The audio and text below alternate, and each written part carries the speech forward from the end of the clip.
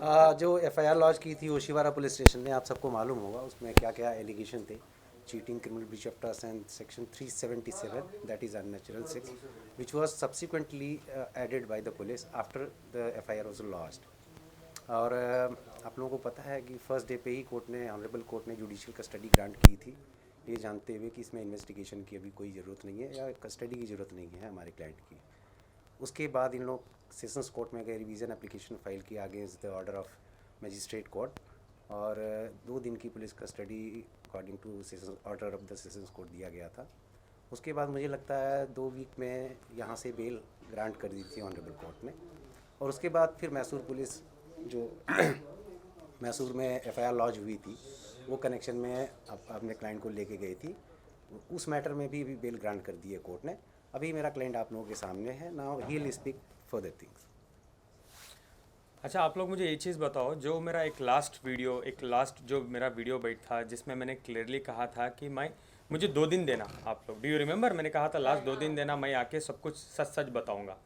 तो मुझे क्या पता था कि राखी और मीडिया को ये भी कंटिन्यूसली कह रहे थे कि मैं आप सबके पैर पड़ती हूँ कि आदिल को मत खड़ा करो आप. एक्चुअली हुआ क्या था, how I was frame in this, मैं आपको बताता हूँ. सबसे पहले let me introduce my self. मैं एक नॉर्मल, बहुत सिंपल एक बिजनेस बैकग्राउंड से आता हूँ. एक म्यूचुअल फ्रेंड से मैं राखी को मिला था, एक म्यूचुअल फ्रेंड से, तो हमारी दोस्ती डेवलप हुई. राखी कंटिन्यूसली मैसूर आती थी, वो मेरा घरदार, मेरा बिजनेस, जो भी मैं करता हूँ वो सब कुछ जान रही थी.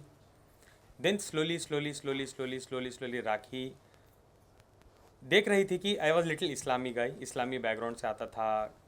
जब हमारे कन्वर्जेशंस होते थे मैं बोलता था राखी मैं आपको दोबारा फ़ोन करता हूँ, मैं नमाज़ पढ़ना चाहता हूँ, I will call you back.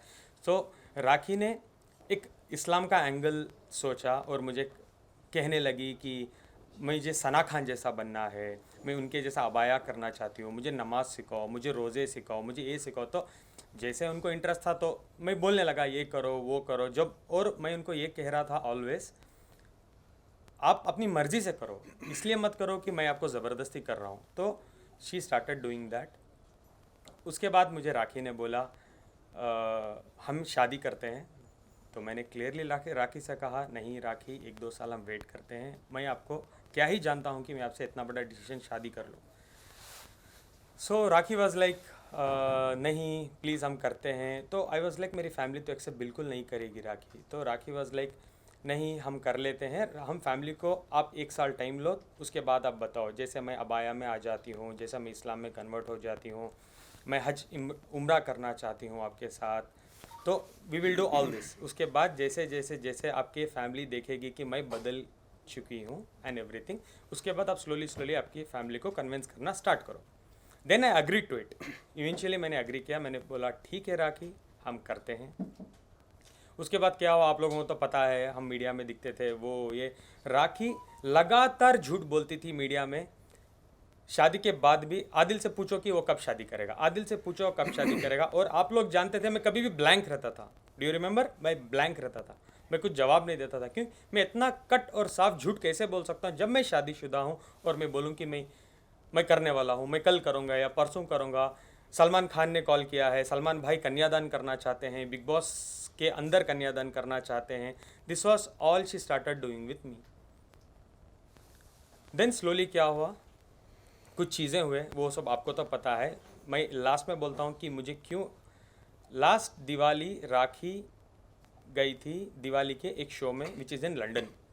Apparently हम दोनों ने सेम एयरपोर्ट शेयर किया था. मैं दुबई गया और राखी गई London. Immediate after that London की से जब she came back to Dubai, I got to know Rakhi Ritesh से कनेक्शन में थी, बात कर रही थी. मुझे ये चीज़ें पता चली. मैं देखता था, एक दिन मैंने देखा कि कुछ कॉल्स आ रहे थे रितेश के या मैसेजेस आ रहे थे, वो पॉपआउट जो आता है आईफोन में जो यूजुअली होता है.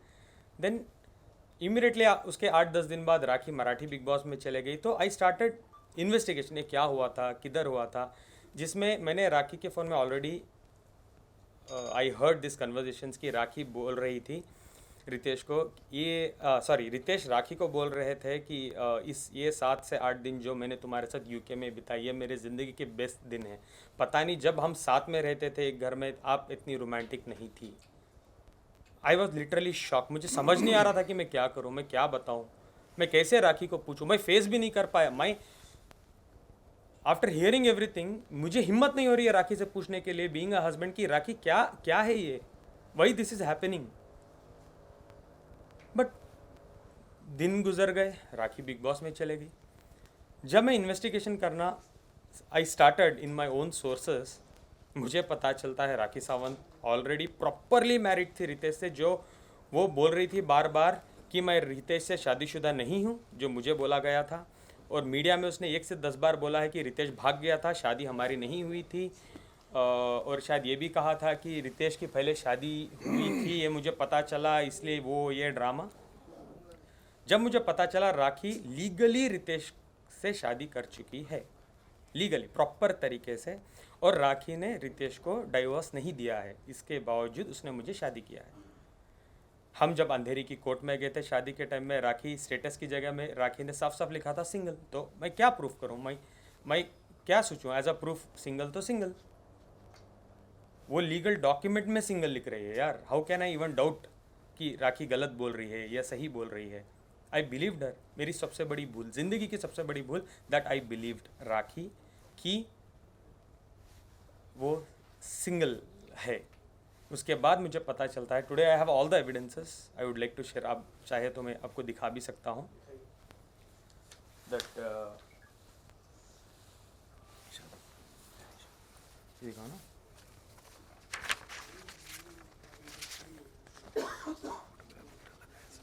ये दिखाइए इन सब की कॉपी है क्या प्रेस के लिए आपके पास? एवरीथिंग है ना, तो अब बाद में दे दीजिएगा क्योंकि यहाँ वैसे भी ये शासना के भी कौन सर्टिफिकेट करवा देगा शासना। हाँ वो आपको मिल जाएगा। नहीं, एक रैंडम दिखा रहा हूँ।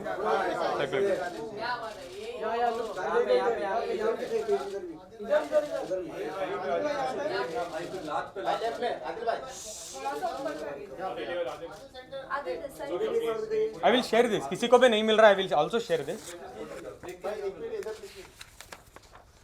ये वो वीडियो, ये प्रॉपर नोटरी, यहाँ पे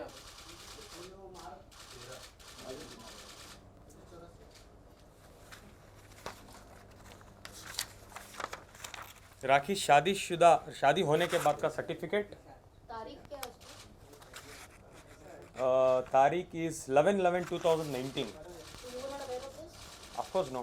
The world also was not aware of this, no. Yes, and बाहर आने के बाद नहीं, बाहर आने के बाद राखी ने कहा था कि वो शादी मैंने नहीं की है।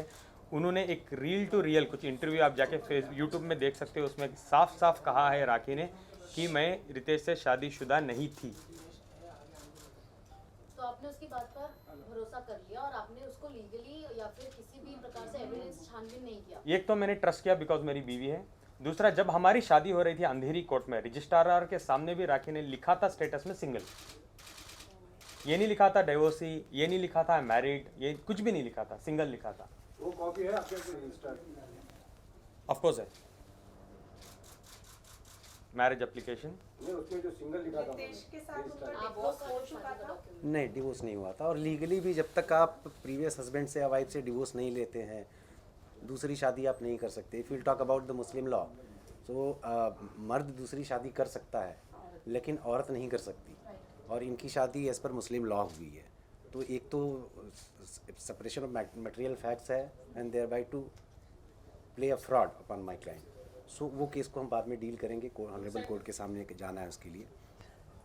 बट रितेश ने कभी ओपनली इसका अपोज नहीं किया कि राखी शादी कर रही है, किसी की पत्नी किसी दूसरे शख्स के साथ शादी कर रही है। या ये- रितेश कभी इस सिचुएशन में सामने आए जब just for a fact, sorry, ये फेर है राखी के।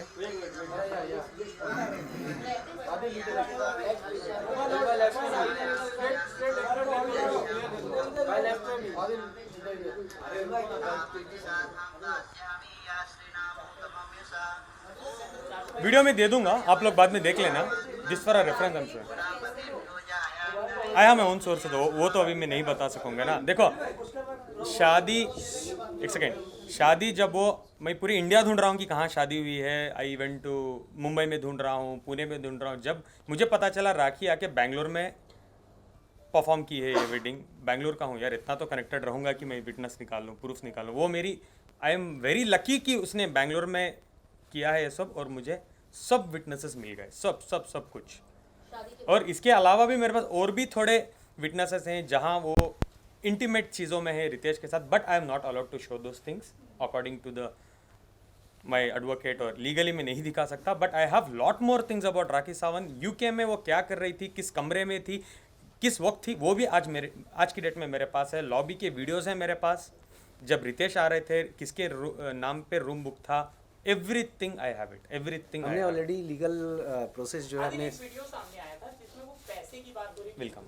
Welcome there. फर्स्ट मैं ये सॉर्ट आउट कर दूँ, देन पैसे पाएंगे। हाँ, हमने ऑलरेडी ही जो लीगल प्रोसेस होता है in order to protect our rights and interest,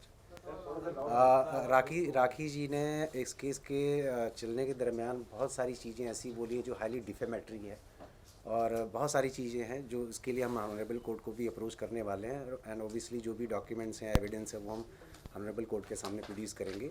जैसे ही ऑनरेबल कोर्ट के सामने प्रोड्यूस करेंगे, you will come to know about each and every evidence.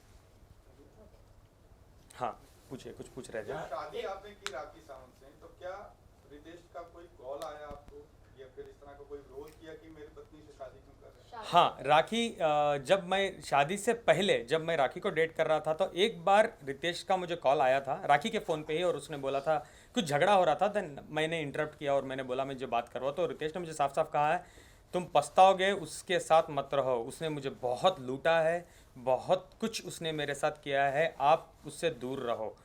ये कब हुआ था, डू यू रिमेंबर? 1-1.5 साल पहले राखी रितेश पे एक केस करना चाह रही थी। हम ओशिवारा पुलिस स्टेशन के बाहर खड़े थे, I was wearing red, do you remember? अगर आप लोगों को याद नहीं है तो आप प्लीज़ गूगल कर लीजिए। सेम केस खड़के ओशिवारा में लिखा था राखी ने कि रितेश 420 है, रितेश मुझे मारता था, रितेश मुझे पीटता था, रितेश हरामी है, वो ये वॉट एवर इट इज़, उसने बहुत कुछ लिखा था और मीडिया में बोला था। उस दिन मैंने रितेश को बचाया था बाय सेइंग राखी छोड़ दो, जाने दो, हमारी ज़िंदगी है, why you want to do all this. Do you remember? Rakhi रो रही थी थोड़ा टाइम पहले, प्लीज़ आप गूगल कर लें, वो है अवेलेबल। जस्ट टाइप करना Rakhi Ritesh controversy 1 year back, the last controversy थी वो। ये निकाह के पहले की बात है, बाद में? जस्ट होने वाला था। तो इतना पता चलने के बाद भी आपने कैसे भरोसा किया? जिसको मैं प्यार करता हूँ, मैं उसको बिलीव करना ज़रूरी था, बिकॉज राखी मुझे बार बार बोल रही थी कि वो झूठा है, हमको तोड़ना चाहता है, वो ये, आप जो भी चाहिए मेरे से देखो, आपको जो करना है करो, आप लीगली मैरिज कर लो, आप इस्लाम में देखो आप देखो, लास्ट फ्यू मंथ से मैं नमाज़ पढ़ती हूँ, एक्चुअली नमाज़ पढ़ती थी मेरे साथ। जब मैं मैसूर में भी था, वो हम वीडियो कॉल में पढ़ते थे, मैं नमाज़ पढ़ाता था और वो नमाज़ पढ़ती थी। तो I was like okay, let me believe it. ऐसा अगर मैं बिलीव नहीं करूँगा तो मैं क्या ही कर सकूँगा ज़िंदगी में, तो मैं बिलीव किस पे करूँ? When I am marrying someone I have to trust her, right? Adil की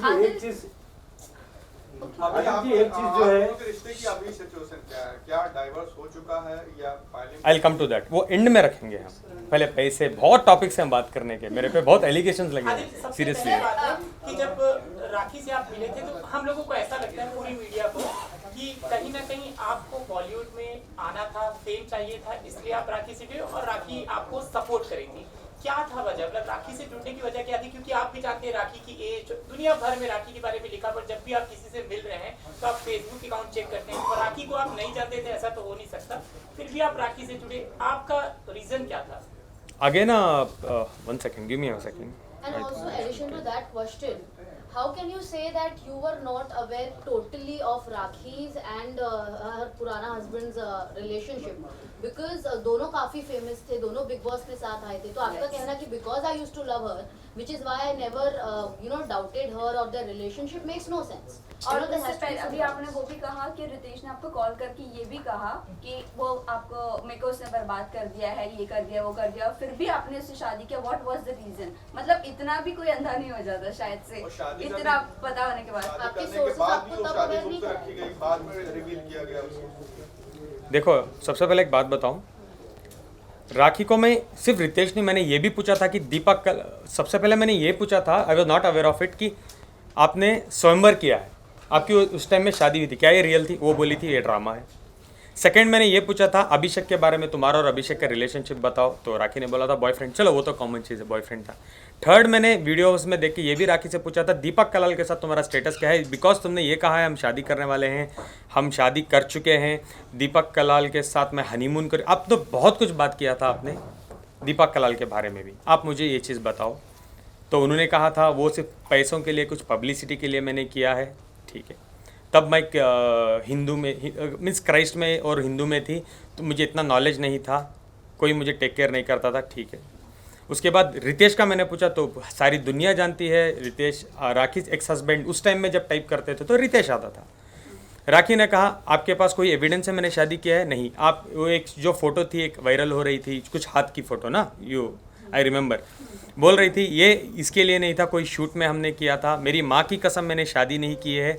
और जब मैंने रजिस्टर ऑफिस में जब उन्होंने स्टेटस बनाया और उनकी वकील फाल्गिनी ने हमने शादी करवाई, उन्होंने एफिडेविट में साफ साफ लिखा था कि राखी सिंगल है और आदिल दोनों सिंगल है and they are getting married. Legally भी राखी ने ये प्रूफ किया मुझे कि वो सिंगल है एंड आई बिलीव दैट। ऐसा नहीं कि मैं प्यार में पागल था, ओके थोड़ा था, ये नहीं कि मैंने कुछ, हाँ मैंने ट्रस्ट किया राखी पे। मुझे ये नहीं पता था कि राखी सावंत शादियाँ करती है कंट्रोवर्सी के लिए, मुझे ये नहीं पता था कि शादियाँ उनके लिए एक एपिसोड है। जब मेरे पे चीज़ें बीती, व्हेन आई केम आउट, अभी बाहर आके भी मुझे हो गई 1 महीने, तो 1 महीने तक राखी 6 मंथ्स में मेरे साथ क्या क्या हुआ है, just I was doing this research properly कि क्या हुआ, कैसे हुआ, किधर हुआ, एवरीथिंग एवरीथिंग एवरीथिंग। आप जब रिलेशनशिप में थे आदिल, तभी भी ये बात चल रही थी कि आप भी जैसा रितेश बिग बॉस के वक्त हर बिग बॉस के sorry to cut you, I will come back there, sorry to cut you, मैं कुछ भूल गया बोल। ओके। और रही बात राखी से मैं क्यों ब्लेडली शादी किया, क्योंकि राखी मुझे कंटिन्यूसली बोलती थी रिलीजन्स के पॉइंट ऑफ व्यू रख के, मैं हिंदू थी, मुझे चीज़ों में नॉलेज नहीं थी, अब मैं इस्लाम में आना चाहती हूँ, आप मुझे सिखाओ इस्लाम में, ऐसे ही आपके साथ ज़िंदगी करूँगी, everything I will follow according to Islam. तो वो 5 बार नमाज़ पढ़ती थी मेरे साथ, कुरान सीखने के लिए उसके लिए बहुत सारा इंटरेस्ट वो दिखाती थी मेरे साथ। तो मैं सोचा आफ्टर कमिंग फ्रॉम इस्लाम, तो इस्लाम में अगर एक बार वो आ रही है, she is a new woman, new सब कुछ वो भूल भाल के आ रही है, वो मेरे साथ नहीं करेगी। बिकॉज मैं जैसे राखी के साथ था, मैं एक्सपेक्ट ज़िंदगी में नहीं किया था कि वो मेरे साथ ऐसे रहेगी। I always thought Rakhi will be changed और राखी मेरे साथ बहुत अच्छी रहेगी, because I did not want to crack उसका पास्ट होता है, present I want to live on present.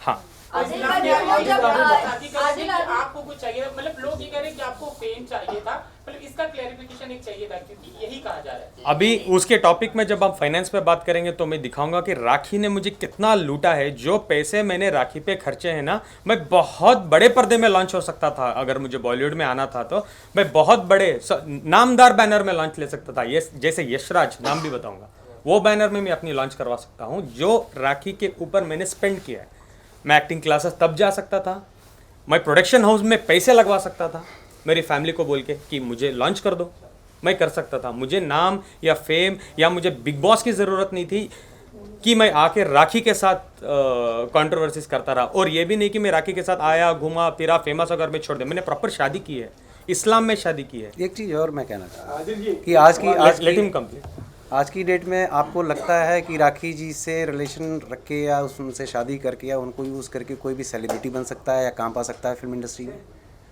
उनके पास खुद ही काम नहीं है, वो दूसरे का करियर कहाँ से बनाएंगी? लेकिन उन्होंने सलमान खान से मिलवाया था। कहाँ, एक सेकेंड, कहाँ पे मिलवाया था? दुबई में। मैं जिंदगी में सलमान खान सर से नहीं मिला हूँ। दुबई में आपके साथ पिक्स में आप नहीं सर, नहीं सर, कोई भी पिक्चर नहीं है। आपके पास है तो उस पर डिबेट रख लेंगे। नहीं, बिल्कुल नहीं, मैं कभी भी नहीं मिला हूँ सलमान सर से। हाँ, आईफा में मैं एक बार देखा हूँ, आई बिलीव सलमान सर कुछ आधे किलोमीटर दूर खड़े थे, आधा किलोमीटर दूर, जैसे साइटिंग बोलते हैं ना, वो सलमान सर से मेरा कभी भी बात नहीं हुई है, कुछ भी नहीं हुआ है। वो एक सरासर झूठ है कि सलमान भाई उसको कॉल किए, उन्होंने डांटा कि शादी एक्सेप्ट कर लो, ये वो सरासर झूठ है।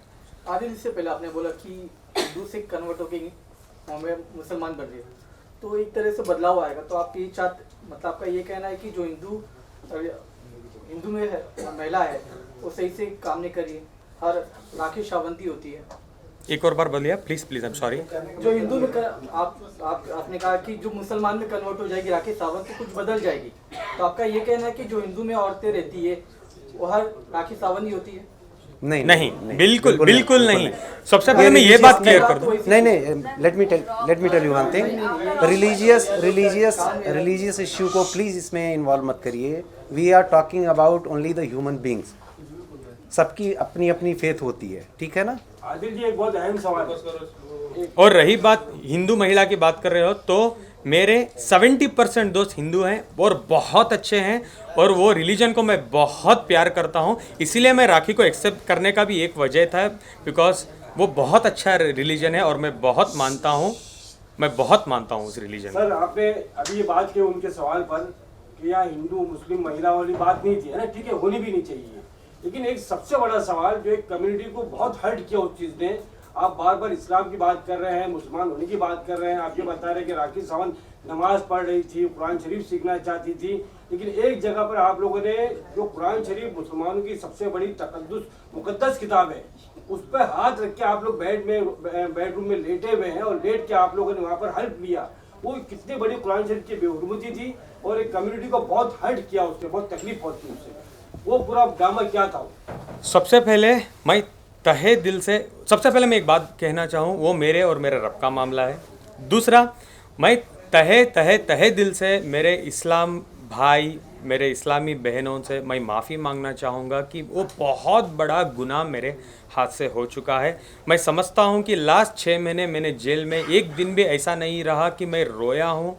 मैंने बहुत भीख मांग के मेरे रब से मैंने माफ़ी मांगी है, और मैं अभी मेरे इस्लाम भाई बहनों से भी मैं माफ़ी मांगना चाहता हूँ। वो मेरी भूल है। कमिंग टू द पॉइंट, क्यों हुआ था? एक दिन ऐसा था, मैं जस्ट उठा था, मैं नींद में था, राखी सडनली लाती है, मुझे ये भी नहीं पता कि राखी वीडियो बना रही है, हाथ रख देती है मेरा और मुझे पूछने लगती है कि तुम दूसरी औरत के साथ नहीं हो, वो है ये। मैंने बोला बिल्कुल मैं नहीं हूँ, क्योंकि आज की डेट में भी मैं नहीं हूँ, ना मैं तब था। किसी औरत के साथ मेरा कोई संबंध नहीं था। मैं कुरान की झूठी कसम नहीं खाया हूँ, बिल्कुल नहीं। राखी ने वीडियो शूट किया, मेरे जेल जाने के बाद उसने अपलोड किया, सो दैट कि इस्लाम के जो लोग हैं आदिल के अगेंस्ट हो जाए। उसको पता था कि इस्लाम कुरान एक इतनी इम्पॉर्टेंट चीज़ है, अगर मैं ये टॉपिक को ट्रिगर कर दूं तो हर इंसान नफ़रत के आदिल की जान के पीछे हावी हो जाएगा।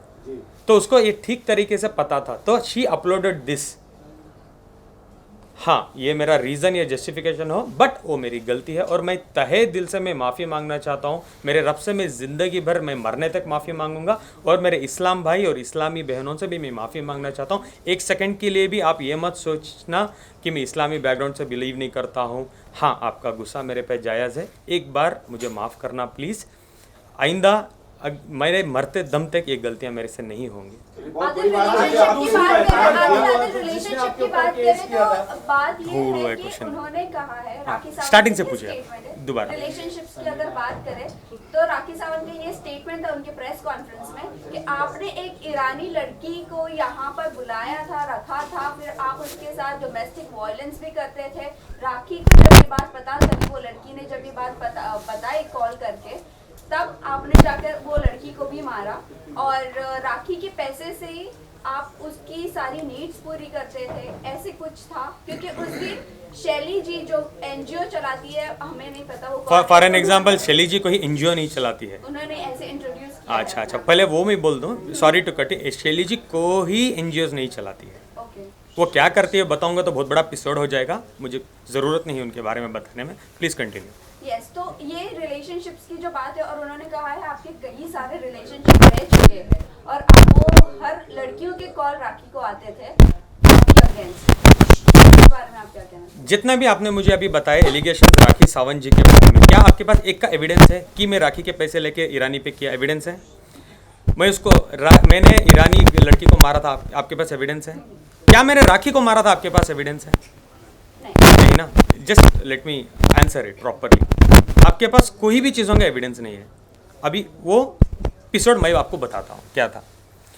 सबसे पहले ईरानी गर्लफ्रेंड ने मेरे पे कंप्लेंट किया था कि मैं उसकी गर्लफ्रेंड हूँ पिछले 5 साल से। am I right? आपको ये पता है? तो 5 साल पहले मैं राखी को जानता था क्या कि राखी मुझे पैसे भेजती थी 5 साल पहले? करेक्ट? सबसे मेन पॉइंट, ईरानी गर्लफ्रेंड मेरी गर्लफ्रेंड थी ही नहीं। वो एक गरीब, ईरान में बहुत कुछ क्राइसिस चल रहे थे, बहुत ज़्यादा क्राइसिस चल रहे थे ईरान में। उस टाइम में मैं उसको मिला। मैं ईरानी कम्युनिटी के साथ बहुत जुड़ा हुआ इंसान हूँ। I was also a president for Irani community in Mysore city. इस तरीके से मैं उसको जुड़ा। 6-7 महीने में उसको जानता था। एक फाइन डे मुझे कोलंबिया एशिया हॉस्पिटल मैसूर 2018 में मुझे कॉल आता है, पता चलता है कि वो लड़की एडमिटेड है, तुम्हारी दोस्त है वो एडमिटेड है। मैं जाके फ़ौरन जाता हूँ, एज अ दोस्त या ह्यूमन बीइंग में जाता हूँ और मैं पता करता हूँ क्या होता है। She had committed suicide by eating clonazepam tablets 20। जो भी मैं कह रहा हूँ, प्लीज़ आपको डाउट है तो इसकी लास्ट के बाद बोलना आदिल पूरे एविडेंस है। I have every evidence. जो एविडेंस मेरे पास नहीं है मैं उसके बारे में बात ही नहीं करूँगा। आप प्लीज़ उसको झूठ भी कंसिडर कर लेना अगर मैं नहीं दूँ तो। ये सारे एविडेंस हमने मैसूर कोर्ट के सामने भी रखे और एक कॉपी में दिखाऊंगा भी। 20 क्लोनाज़ेपाम खा चुकी थी। मैं जाके पहुंचा, मैं उसको अंडरस्टैंड किया कि क्यों ऐसा किया। तो मुझे 2 दिन पहले मिली थी मेरे आइसक्रीम पार्लर, मेरे रेस्टोरेंट में। I had a very nice restaurant in Mysore उस टाइम में। तो मुझे उसने बताया कि ईरान के क्राइसिस चल रहे थे। वो सच था, ईरान के साथ क्राइसिस चल रहे थे। उसकी माँ बीमार थी और उसके फीस 1 साल से पेंडिंग थे कॉलेज में, और उसके रेंट्स उसके जहाँ रहती थी वहाँ 6 महीने से पेंडिंग थे। तो पूरा मिला के फाइनेंशियल्स उसके सर पे आ गए थे। घर वाला बोल रहा था घर छोड़ दो, कॉलेज वाले बोल रहे थे वी विल रेस्ट्रिकेट यू। तो उसने ये स्टेप लिए। आई प्रॉमिस्ड हर दैट टाइम कि रोशिना, आज के बाद जो भी आपकी एक्सपेंसेस है नेक्स्ट 14 मंथ्स के लिए, जब तक आप इधर हो मैं देखूंगा। आपके कितनी भी फीस पेंडिंग है मैं भर दूंगा, प्लस तुम्हारे माँ के ट्रीटमेंट्स के लिए। तब उस टाइम में सिचुएशन ऐसी थी, मैं थोड़े पैसे भी अगर इंडिया से भेजूँ तो बहुत बड़ी रकम हो जाती थी ईरान में। मैं पैसे भेजता था, उसका रेंट भरता था। क्लोज टू मुझे लगता था मैंने 20 लाख रुपए खर्चे हैं जब मैं अंदर बैठा था, जेल में बैठा था। अब जब मैं बाहर आया, जब मुझे कोर्ट में डॉक्यूमेंट सबमिट करने थे एक्चुअली बेल के बाद, जब मेरा ट्रायल स्टार्ट होगा, तब मुझे पता चला कि मैंने 31 लाख रुपीज़ उस पर खर्चे हैं आज की डेट तक। लास्ट दिसंबर तक, 1 second I will come there, 31 lakh rupees मैंने ऑलरेडी खर्चे थे ईरानी लड़की पे। वो मेरी दोस्त नहीं थी, मैं एक हमदर्द बोल सकते हो आप। हाँ, अब ये भी बोल सकते हो कहीं एक पॉइंट पे मुझे उस लड़की पे थोड़ा सॉफ्ट कॉर्नर भी था। आप उसको गर्लफ्रेंड नहीं बना सकते। अगर वो मेरी गर्लफ्रेंड होती, जो स्वभाव मैं रखता हूँ, जो नेचर का मैं लड़का हूँ, मैं इसमें ये भी बोलूँगा कि when it comes to girl मैं बहुत अच्छा हूँ, बहुत रेस्पेक्ट करता हूँ। अगर वो मुझे जानती तो वो बिल्कुल रेप के केस करने में बिल्कुल वो दिलचस्पी नहीं रखती थी मेरे पे। और एक चीज़ मैं आपको बता दूं, in addition to this what he is saying, November 2022 तक आदिल के अकाउंट से उस लड़की को, वो रिस्पेक्टेड गर्ल को, पेमेंट जो भी है हेल्प वो जाती रही है। शादी के बाद राखी को ये बात मालूम हुई, ठीक है, शुरू में शी वॉज गुड कि ठीक है यू आर हेल्पिंग समवन, लेकिन एक टाइम के बाद शी स्टार्टेड ऑब्जेक्टिंग कि तुम अपना पैसा सिर्फ क्यों दे रहे हो। अब नीचे बैठ तो जाओ आप देखोगे कि नवंबर 2022 के बाद आदिल ने पैसा देना बंद कर दिया था, बिकॉज इसका सारा इन्वेस्टमेंट राखी की तरफ डाइवर्ट हो गया था, जो भी अमाउंट था। उसके बाद लड़की ने जो कहा है वहाँ पे एफआईआर में कि 2 साल पहले ये सारा सो कॉल्ड इंसिडेंस हुआ था।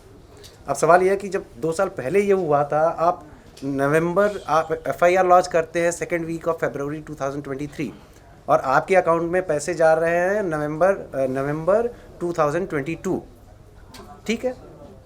तो अगर आपके साथ वो इंसिडेंस हुआ था तो आप पैसे क्यों एक्सेप्ट कर रहे थे। और तीसरा, आप एक बहुत ही रेलेवेंट पॉइंट है कि 6 फरवरी की आधी रात को ओशीवारा पुलिस स्टेशन में आदिल के अगेंस्ट में राखी सावंत एफआईआर लॉन्च कराती है। During the course of the you can say remand and all और बेल एप्लीकेशन जो भी था, उसी टाइम पे जैसे ही राखी जी को ये समझ में आता है कि यहाँ से on the basis of evidence हमारा केस सस्टेन नहीं करेगा और इसको बेल मिलेगी ही मिलेगी, ठीक उसी टाइम पे 2nd वीक में, 1st वीक में राखी सावंत का एफआईआर होता है, 2nd वीक में ये ईरानियन लड़की वहाँ पे मैसूर में एफआईआर लॉन्च करा देती है। तो नेक्सस समझ में आता है कि कैसे एफआईआर हुई है वहाँ पे, क्योंकि जैसे कोर्ट में पता चल जाता है कि आदिल को पुलिस कस्टडी जब वो लोग आके मांगते हैं 21 दिन की पुलिस कस्टडी, जब कोर्ट जुडिशियल कस्टडी दे देता है, just to clear this point, जैसे मैं जुडिशियल कस्टडी में जाता हूँ मैं बेल अप्लाई कर सकता हूँ। जैसे उनको पता चल जाता है तो हम लोग एक जीत हासिल कर चुके थे।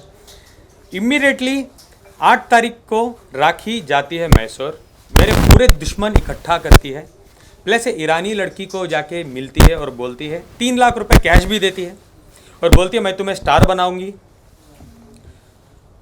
मैं तुम्हें एक बहुत बड़ी अमाउंट दिलवाऊंगी, अगर तुम मुझे फॉलो करोगी तो 25 से 50 लाख रुपए हम आदिल से ऐंठेंगे, प्लीज़ आप मुझे एक हेल्प करो। उसे मैसूर सिटी पुलिस कमिश्नर के पास लेके जाते हैं, आप लोग देखे होंगे वो कमिश्नर को मिली थी, जाके मिलके एक FIR लॉन्च करवाते हैं 376 रेप। उसमें उसने ही लिखा है कि मैं आदिल को 5 साल से जानती थी, आदिल ने मुझे 1.5 साल पहले आके रेप किया है, तो 1.5 साल तक तुम क्या चने खा रही थी क्या कंप्लेंट देने का? 7 तारीख को मेरी FIR हुई है, तुम आके 10 तारीख को केस कर रहे हो यार। नहीं, तुम बेवकूफ़ समझ रही हो क्या लोगों को या जनता को, किसी को भी? तुम क्या सोचे आदिल एक दिन नहीं आएगा, आदिल नहीं आके बोलेगा ये सब स्टोरी? अब ऐसे ही कर दोगे, आदिल को ख़त्म कर दोगे। 10 तारीख को तुम क्यों आके रेप दे रही हो? सबसे पहले गाइस, जनता, देश, व्हाट इज़ रेप? रेप क्या है? एक लड़की के साथ आप गलत करते हो, उसको जाने बगैर, उसको रेप बोलते हैं। जो निर्भया, वो व्हाट, बहुत सारे केसेस हैं रेप के, उसको बोलते हैं रेप। 5 साल का रिलेशनशिप रेप होता है क्या? सॉरी, मैं थोड़ा गुस्सा हूं बिकॉज इट ईरानी इज, लड़की के साथ आपके रिलेशन एक सेकेंड, तो ये भी होता है कि इट इज ऑल्सो इम्पॉर्टेंट। मैं 10 बार बोल रहा हूँ दोस्त है, अब दोबारा वही सवाल पूछ रहे हो। लेकिन आप रिलेशन का मतलब संबंध होता है, उसको वाइड एंगल में देखिए आप। लेकिन आदिल 31 लाख रुपए आपने उस पर खर्च किए, राखी ने उसे 3 लाख दे दिया और वो मान गई। आप ऐसे क्यों बोल रहे हैं? कौन से ग्राउंड्स पे आप बोल रहे हैं कि वो आपके खिलाफ राखी ने जाके उसको पूरा बैठ के बात किया, ट्रैप किया। ये भी वीडियोस इंस्टाग्राम में हैं कि जब राखी सावंत जाके ईरानी लड़की से मिली है मैसूर में, बात कर रही है, 3 लाख रुपए दिए एज एन एडवांस और उसको बोले मैं मिनिमम मैं ट्राई करूंगी 50 लाख रुपए ऐंठूंगी आदिल और आदिल की फैमिली से। ये आपको किसने बताया?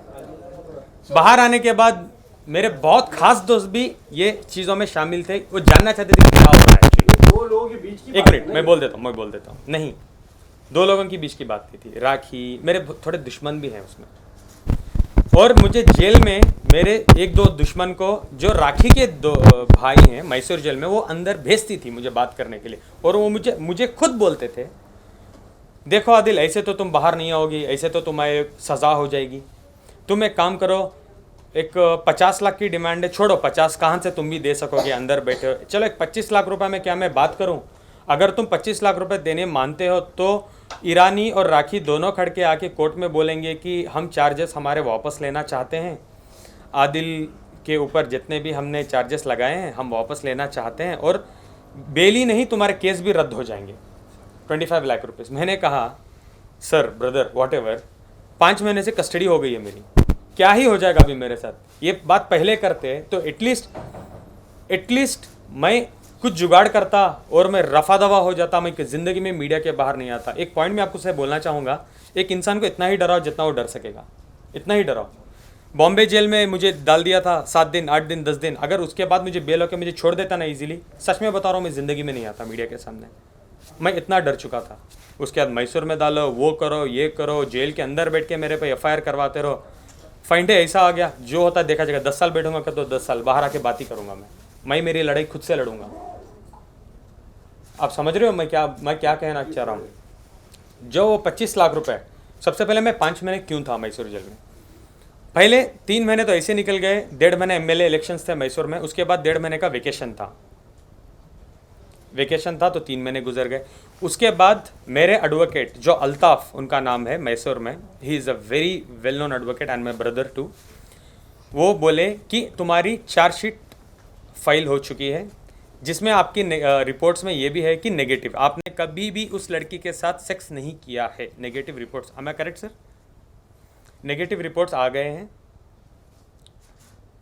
तो आपको इस ग्राउंड्स पे अभी बेल हो जाएगी नेक्स्ट 10 दिन में। I was so happy at last. Ramzan का महीना था, अल्लाह ने मेरी सुन ली, तो मैं इतना खुश था कि आई वॉज लाइक, मैं जेल में जो भी मेरे साथ लोग रहते हैं मैं उनको बोलने लगा कि चलो भाई 10-12 दिन में मैं बाहर चले जाऊंगा, इंशाल्लाह। मैं आप सबको दुआ करता हूँ आप लोग बाहर आ जाएं।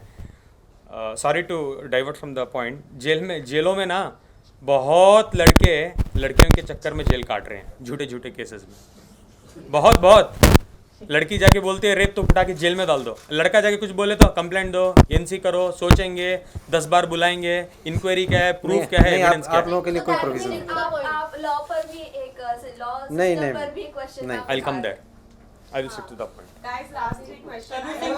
One minute. तो क्या हुआ था लास्ट एक सेकेंड कंप्लीट तो करने दो।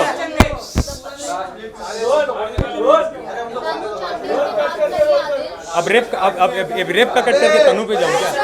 I finish.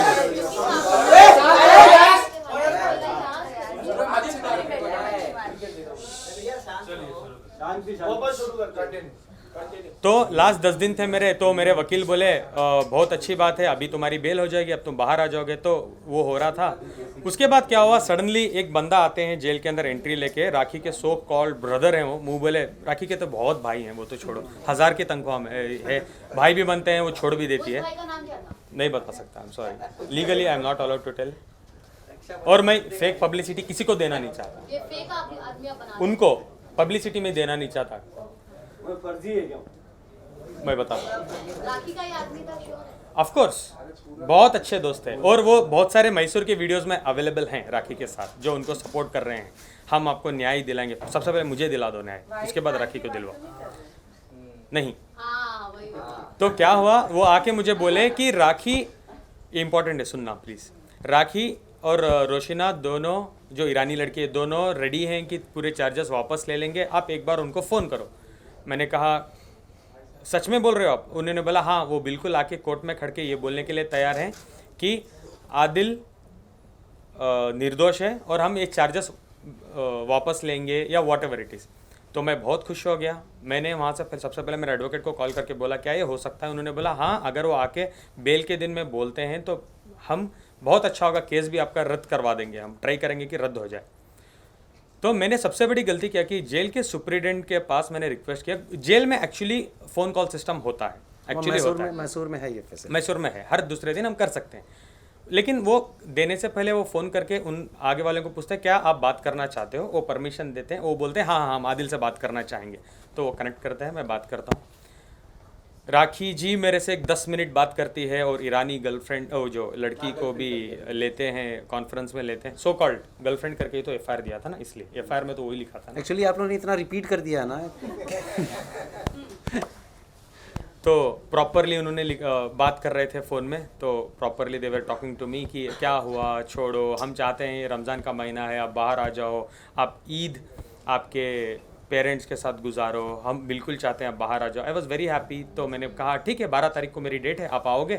बोले कि हाँ हाँ हाँ हम लोग आने वाले हैं। मैंने डिस्कनेक्ट किया, दोबारा मैंने वकील को कॉल करके बोला, उन्होंने बोला ठीक है 12 तारीख को आ रहे हैं, वेल एंड गुड। 12 तारीख एंड ऑफ द डे आ गई, 7 दिन बाद थी 12 तारीख। आई वॉज सो एक्साइटेड, जितने भी मेरे कपड़े वपड़े जो भी मेरी चीज़ें थे, I collected in a bag, मैंने तैयार रखा बिकॉज मेरी रिहाई का टाइम है। 12 तारीख को शाम को मैं जाता हूँ, मेरे वकील को कॉल करके बोलता हूँ, मुझे पता चलता है मेरा वकील मेरे पे चिल्ला रहे हैं और बोल रहे हैं तुम पागल हो क्या, तुम वो हो, तुम ये हो। बोल रहा हूँ क्या हो गया?